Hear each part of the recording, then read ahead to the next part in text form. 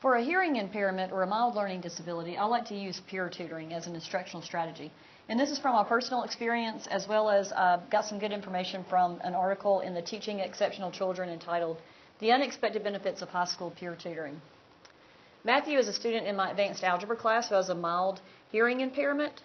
I believe this strategy works well for a student who doesn't have a disability, but it's been good for him. His experience has been, ever since I've placed him with a peer tutor, it's increased his test scores and his confidence in his mathematical ability, and also his attitude in class.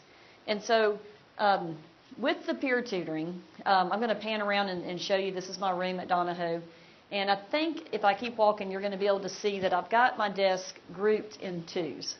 And so I've strategically placed students who are weaker with a stronger student. They probably don't realize I've done that. For Matthew, he's actually even right up front and close to my desk too, so that he can ask me questions when they're working on an assignment quietly and it's not drawing attention to him. But his peer tutor has been great because she's very patient and also really good at math. The article that I found talked about how tutors are able to adapt content into more manageable material so that their student can understand it.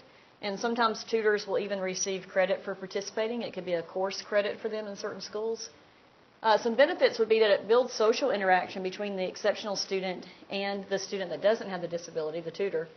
And learning is occurring for both of them because as the tutor is adapting the material, he or she is learning the material and trying to figure out how the best way would be to put it into a manageable form that the student with the disability would be able to understand. It also gives them firsthand exposure to a student with disabilities so that they have it's just a better understanding as they become an adult of how students with disabilities have strengths just like a student without a disability.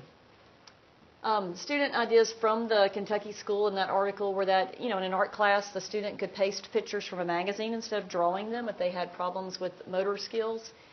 When completing a research paper, a student could use picture symbols in the place of some of the words. And for the large reading assignments, the tutor could summarize the chapter into manageable chunks, and that would allow, again, the tutor would get benefit from it as well as the student. And that is the hearing impairment instructional strategy.